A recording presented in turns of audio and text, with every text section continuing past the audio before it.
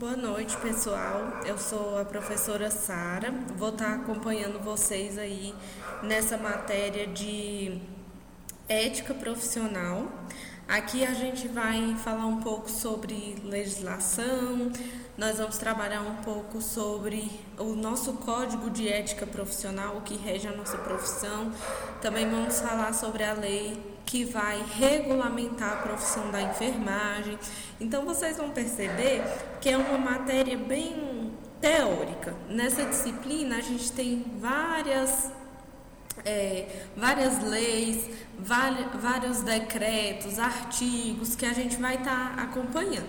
Apesar de ser uma disciplina teórica, onde a gente vai trabalhar muito com essa parte de legislação, ela é uma matéria bem tranquila. Também acredito que vocês não vão ter dificuldade de acompanhar. Ela requer leitura, né? Isso requer um pouco de esforço, de acompanhamento, né? A gente vai precisar aí da colaboração de vocês. Assim, sobre essa questão das nossas aulas estarem acontecendo dessa forma online, né? É uma dificuldade, eu entendo que não é uma dificuldade só para vocês, é uma dificuldade para nós professores também, a equipe da escola está aí dando o seu melhor, né? Tentando, a gente está pensando na forma mais fácil de auxiliar vocês e que com isso vocês não fiquem tão prejudicados, porque a gente entende que é muito complicado. Mas, como uma forma de consolo, né? Isso não é uma dificuldade só para um aluno, é a dificuldade para nós professores também. Assim, eu particularmente tem alguns anos que eu leciono e eu não tinha trabalhado ainda com essa forma. Depois da pandemia, nas duas escolas que eu leciono, foi necessário a gente pular para essa forma de trabalho, né? E é bem complicado, mas a gente está dando o nosso melhor e eu espero que vocês também façam o mesmo, para que a gente consiga caminhar juntos. E eu espero de coração que logo a gente possa se conhecer em sala, que essa situação seja minimizada e que a nossa vida possa ir voltando ao normal aos pouquinhos, né? Por mais que demore um pouco, mas é o meu desejo que a gente volte a poder se encontrar, poder se reunir em sala de aula, porque com certeza é muito melhor, é diferente, o nosso aprendizado vai ser diferente, né? A troca que existe entre nós. Nós que eu digo, eu, enquanto professora, com vocês, alunos, porque eu aprendo tanto quanto vocês, quando a gente está em sala de aula, né? Tira uma dúvida, faz um trabalho juntos, apresenta um seminário, tudo isso é muito enriquecedor. E eu acredito que logo, logo a gente vai poder estar fazendo isso novamente, né? Hoje a nossa aula vai ser bem tranquila, uma introdução mesmo, para vocês entenderem do que se trata, para vocês entenderem aí a base da ética. Então hoje vai ser bem relax, né? E também ao fim das nossas aulas, cada dia que eu vier aqui lecionar para vocês, né, eu vou enviar uma atividadezinha que ela vai ser enviada através do e-mail, pela plataforma que a escola está providenciando. E vocês vão poder responder essa atividade e enviar de volta. Vai ser bem tranquilo. Hoje eu preparei uma atividade com só 5 questões, tá bem tranquila mesmo. Vocês acompanhando a aula, dando uma lida nos slides e nas resoluções, bem tranquilo, né? Eu falei bem tranquilo e falei um monte de coisa para fazer. Mas é porque, assim, apesar de ser tranquilo, relax, né? A gente precisa do estudo, senão não dá certo, né, gente? Às vezes eu até comento com os alunos, né? Deus ajuda quem sente e estuda. Também não adianta cair do céu e pensar que só de assistir a aula aqui tá tudo certo, né? A gente precisa buscar o conhecimento. Por mais que eu passe para vocês e tente fazer aqui, né? Uma mensagenzinha aqui. Por mais que eu passe aqui para vocês e tente trazer o melhor, vocês sempre vão precisar desse esforço pessoal, né? Nada vem de graça pra gente, então vocês vão precisar procurar fazer a leitura, quem puder imprimir a lei é muito bom, porque pelo menos para mim é um método de estudo melhor. Eu, quando estou estudando legislação, né, eu imprimo a lei porque eu tenho mais dificuldade de acompanhar a leitura no computador, então eu acho melhor fazer dessa forma, mas aí vai depender de vocês, né? E ali eu vou sublinhando, vou acompanhando, faço anotações, e com isso eu acredito que, para mim, pelo menos, é um modo que eu tenho mais facilidade de aprendizado. Não sei, aí vai depender do método de estudo de cada um, né? Uma dica de como eu faço e me ajuda bastante. Então vamos lá começar. Como eu falei, hoje é bem uma introdução. E para a gente entender, começar a entrar na ética, primeiro é primordial, é essencial, a palavra que eu queria usar, que nós entendamos qual é a função da enfermagem. Para que serve a enfermagem, né? No nosso contexto de saúde. A enfermagem, ela tem a função especial de promoção, proteção e recuperação da saúde. Com a recuperação entra a reabilitação, né? A enfermagem, ela não vai cuidar da pessoa, do ser humano, só no seu momento de doença. Pelo contrário, a gente vai assistir essa pessoa desde o nascimento até depois da morte, né? Quando acontece aí o óbito, é preciso preparar o corpo e toda essa burocracia. Então, a enfermagem, ela vai assistir a pessoa humana em toda a sua existência. E aí eu até coloquei aqui no outro slide o conceito de saúde da Organização Mundial da Saúde, que diz assim: a saúde, ela é um estado completo de bem-estar físico, mental e social, e não somente a ausência de doenças. Isso é o que diz a OMS pra gente, né? Então, é nisso que eu quero que vocês foquem, que a enfermagem, ela não vai assistir a pessoa só no seu momento de doença, mas também no momento em que ela está gozando de saúde, né? A enfermagem, ela vai trabalhar com a educação desse paciente, a gente vai levar a informação, a autonomia do cuidado a partir do momento que a pessoa sabe como cuidar da sua saúde, ela tem uma melhoria na qualidade de vida. Então, a enfermagem, ela vai atuar em uma gama de processos. E como diz aqui, né, a enfermagem atua em diversas instituições, em diferentes especialidades, enfrenta a carência de infraestrutura, de recursos materiais, de recursos humanos. E um dever da enfermagem é prestar assistência livre de imperícia, imprudência e negligência. Então, quando eu começo a falar sobre ética, eu tenho que ter primeiro esse conceito que eu passei para vocês, de que a enfermagem vai fazer promoção, proteção, recuperação e reabilitação da saúde, que a enfermagem deve atuar livre de imperícia, imprudência e negligência. E aí, o que significa, né? Qual o conceito da imprudência, imperícia e negligência? Eu vou trazer para vocês aqui de uma forma bem simplificada, que eu acredito que vai ficar mais fácil de vocês entenderem. Então, quando eu falo em imprudência, eu estou falando de uma pessoa que realiza, um agente, né, que realiza uma ação de forma precipitada, sem cautela, né, com desleixo, faz aquele, assim, ele tem o conhecimento, ele pode fazer aquela ação, mas ele faz isso de forma desleixada. E aí eu trouxe um exemplozinho aqui. O exemplo disso é o motorista que, devidamente habilitado, ultrapassa um sinal vermelho e, como consequência disso, provoca um acidente de trânsito. Então, esse motorista, ele tinha habilitação, ele podia dirigir, mas ele fez um mau uso dessa habilitação, né? Ele fez sem cuidado. Então, ele causou um acidente desnecessário. Isso é a imprudência. Lendo aqui com vocês o conceito, né? Imprudência pressupõe uma ação que foi feita de forma precipitada e sem cautela.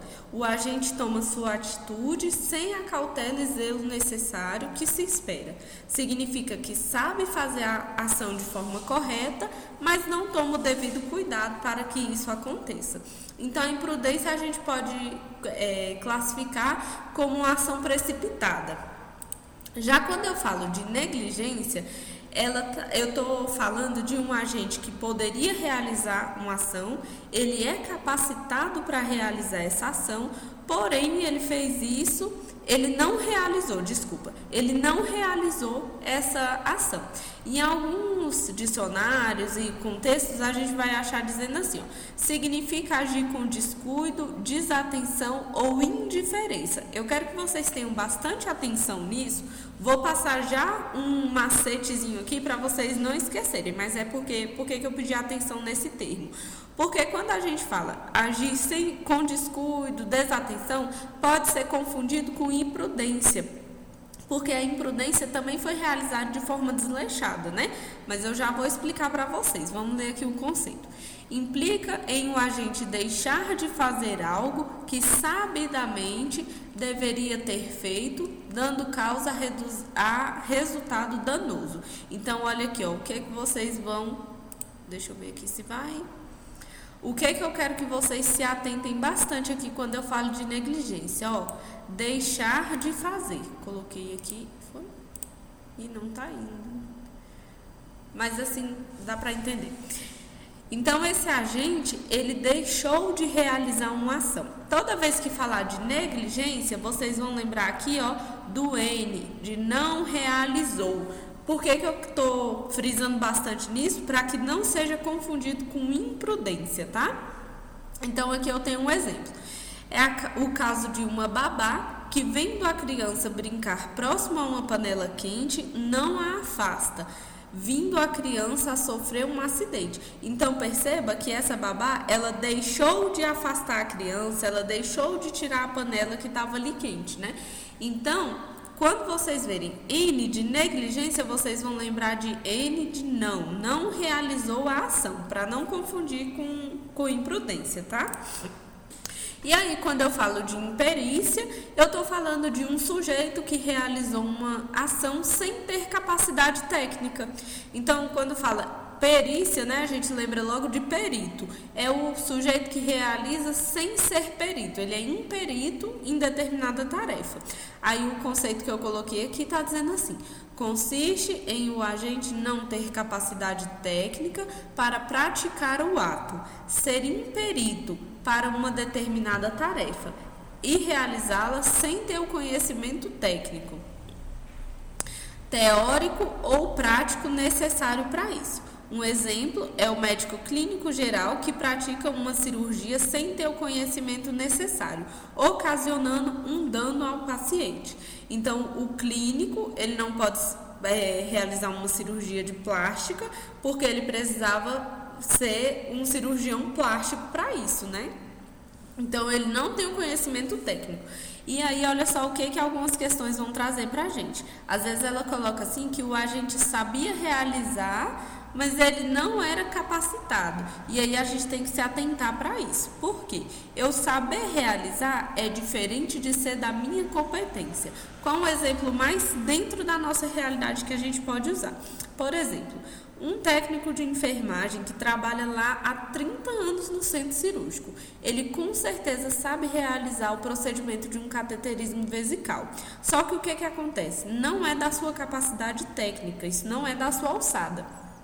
E aí, se ele realiza, mesmo ele sabendo o procedimento, ele vai se enquadrar num processo de imperícia, porque ele não era capacitado tecnicamente, ele não tinha deixa eu lembrar aqui a palavra, não era da sua alçada, né? Ele não poderia realizar. Então, eu saber realizar, ela não me faz responsável por aquela ação. Eu tenho que estar dentro da minha gama de tarefas para que eu possa realizar.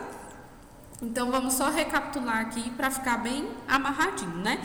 Quando eu falo de imprudência, eu estou falando de um procedimento que foi realizado com desleixo, de forma desleixada, foi realizado ali com displicência, né?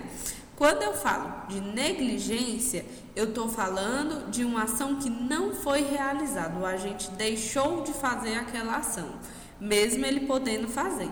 E quando eu falo de imperícia, eu estou falando de um sujeito que não tinha capacidade técnica para realizar aquela ação. E mesmo assim ele o fez, né? Eu espero que tenha ficado bem entendidinho aí, porque são conceitos bem parecidos, né? Principalmente negligência e imprudência. mas eu já vou deixar aqui, eu ia falar no final da aula, já vou adiantar. Se tiver alguma dúvida, vocês vão ter a oportunidade de estar me enviando por e-mail e aí eu vou estar respondendo vocês, tá bom? Não fiquem desesperados, se eu estiver falando muito rápido, vocês podem mandar lá, professora, mandar aí na próxima aula, que aí a gente vai se adequando. Hoje é o primeiro dia, né? Eu também estou me adaptando, mas aí a gente vai conseguindo resolver isso, tá bom? Passando aqui para frente, então, eu trouxe também para vocês o conceito de ética e moral, porque são dois conceitos bem parecidos e que a gente precisa estar aí bem afiado quanto a isso, né? A ética ela é um segmento da filosofia que se dedica à análise de razões que ocasionam, alteram ou orientam a maneira de agir do ser humano, geralmente tendo em conta seus valores morais. Então, quando eu falo de ética, eu estou falando mais relacionado a leis, a uma conduta, ela é mais teórica. Então, a ética ela vai estar envolvendo também respeito, valores, os direitos da outra pessoa, né? Tem até uma frase que diz assim, como que é? O nosso direito termina onde o do outro começa, acho que é isso mesmo. Então, assim, igualdade. Então, a ética, ela está muito relacionada com essa parte mais, assim, legal, do que a gente pode ou não realizar, né? Então, aí no finalzinho está dizendo assim, ó, reunião de normas de valor moral presentes numa pessoa, sociedade ou grupo social. Por exemplo, a ética parlamentar, ética médica, a gente poderia acrescentar o código de ética da enfermagem, né? Então, quando a gente fala de ética, a gente está falando de um lado mais profissional, vamos dizer assim. Quando eu falo de moral, a gente está falando de preceitos e regras que estabelecidos e admitidos por uma sociedade, regulam o comportamento de quem dela faz parte. Então, ele está envolvido aí com honestidade, pudor, moralidade. Um exemplo que a gente pode dar de moral, né? Numa comunidade indígena, não é imoral ou amoral as pessoas viverem ali sem roupa. Porém, se aqui, né, em Sobradinho, vamos dar um exemplo, alguém sair na rua sem roupa, isso aí vai ser uma imoralidade, porque depende da nossa cultura. É a qualidade do que se impõe, influência ou exerce certa soberania em relação a. Não tinha moral para falar do adversário. Um exemplo, é uma parte da filosofia que trata dos costumes, dos deveres, do modo de proceder dos homens nas relações e com seus semelhantes. Então, se a gente for colocar de uma maneira bem chula aqui, bem seca, né? A ética está mais envolvida com a legalidade, com as leis, e a moral ela está mais envolvida com a cultura, com o pudor, com esse tipo de, mais para esse outro lado. Mas elas duas caminham juntas. Então, a ética e a moral, por isso que é tão difícil a gente conseguir separar esses dois conceitos, porque elas normalmente andam juntas, né? Eu coloquei um quadrinho aqui para ficar mais fácil da gente conseguir separar. Aí do nosso lado direito, eu estou falando de moral, do lado esquerdo de ética. Então, a ética está relacionada a princípios, ela é permanente, universal, regras e teorias, como eu disse lá no iniciozinho, né? E a moral, ela está mais relacionada com conduta, ela pode ser temporal, ela vai depender da cultura, como a gente deu o exemplo dos índios, né? E ela também é uma conduta de regra e ela está mais relacionada com uma prática. Então, a gente separa dessa forma a ética e a moral. Separa aí os conceitos, né? Porque, como eu falei, elas duas não vão ser... A gente não vai conseguir separar 100% esses dois termos, né? E aí, para a gente começar a entrar devidamente aí na nossa disciplina, nessa introdução eu quis trazer para vocês algumas formas que eu encontrei, algumas leis que eu encontrei que foram aí, serviram de base para as leis que a gente tem hoje, que são aí o Código de Ética, que é a atualização de 2017, né, o Código de Ética da Enfermagem, também a lei que regulamenta a profissão da enfermagem no Brasil, o que é dever de cada um, do técnico, do enfermeiro, da parteira. A gente vai ver ainda quem são os profissionais de enfermagem no Brasil. Então eu trouxe aqui a Declaração Universal dos Direitos Humanos e também a Constituição Federal de 88. Nesses dois, eu tirei alguns artigos, né? Eu não trouxe tudo, obviamente, porque são bem grandes os dois, mas eu tirei alguns artigos que vão servir de base para as nossas leis. Vocês vão perceber, conforme a gente for estudando e conforme a gente for desmiuçando essas leis, que elas serviram aí de base mesmo para o que a gente tem dentro da enfermagem. Por exemplo, a Declaração Universal dos Direitos Humanos, ela não é uma lei voltada para a saúde, mas ela foi um alicerce que ajudou a construir as nossas leis. Então, eu achei bem importante a gente ver de onde que isso veio, né? Então, eu trouxe aqui alguns artigos que a gente vai ler juntos e que depois eu vou pedir para vocês pesquisarem a declaração na íntegra e também a Constituição Federal para vocês darem uma lida, que vocês vão poder perceber aí como isso ajudou na nossa legislação, né? Então, no artigo 1 aqui da Declaração Universal dos Direitos Humanos diz assim: todos os seres humanos nascem livres e iguais em dignidade e direitos. São dotados de razão e consciência e devem agir em relação uns aos outros com um espírito de fraternidade. Daqui a gente já tira, por exemplo, quando diz que a enfermagem deve ser exercida livre de preconceitos, de discriminação racial, religiosa. Então aqui vocês veem que esse artigo ele serviu aí, como eu disse, de alicerce, né, para a nossa legislação. O artigo 2º também diz assim: todo ser humano tem a capacidade para gozar dos direitos e a liberdade estabelecidas nessa declaração, sem distinção de qualquer espécie, seja de raça, cor, sexo, idioma, religião, opinião política ou de outra natureza, origem nacional ou social, riqueza, nascimento ou qualquer outra condição. Ou seja, todos os seres humanos têm que ser tratados igualmente, sem discriminação de nenhuma natureza. A gente sabe que, infelizmente, não é isso que acontece hoje em dia, né? Mas é o que diz aí a declaração, que deveria acontecer. Todo ser humano tem direito à vida, à liberdade e à segurança pessoal. No próximo artigo vem acrescentando aqui, todo ser humano tem direito a um padrão de vida capaz de assegurar-lhe e à sua família saúde, bem-estar, inclusive alimentação, vestuário, habitação, cuidados médicos e os serviços sociais indispensáveis. Direito à segurança em caso de desemprego, doença, invalidez, viuvez, velhice e outros casos de perda dos meios de subsistência em circunstâncias de subsistência, perda dos meios de subsistência em circunstâncias fora do seu controle. Então, olha só que importante, que abrangente, né?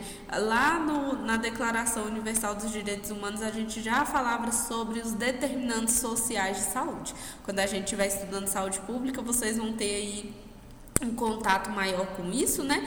Mas aqui a gente vê quem são os determinantes sociais de saúde. É justamente moradia, lazer, atividade física, alimentação, acesso aos serviços e bens de consumo. Tudo já estava dentro dessa declaração, né?